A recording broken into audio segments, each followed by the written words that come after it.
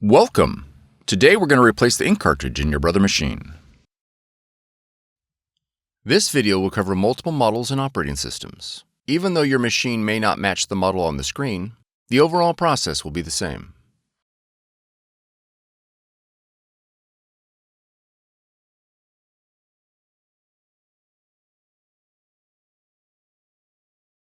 Open the ink cartridge cover.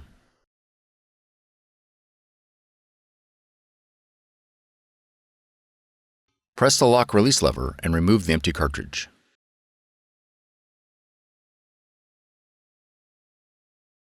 Unpack the new ink cartridge, being careful not to touch the ink sensor chip.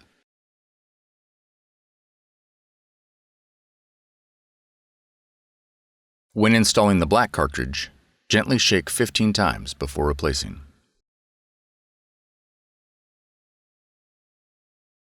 Insert the cartridge into the correct slot. Push until the ink cartridge locks into place. Close the ink cartridge cover. For more tutorials, FAQs, and videos, visit us at www.brother-usa.com. If you found this video helpful, be sure to subscribe. Thank you for choosing Brother.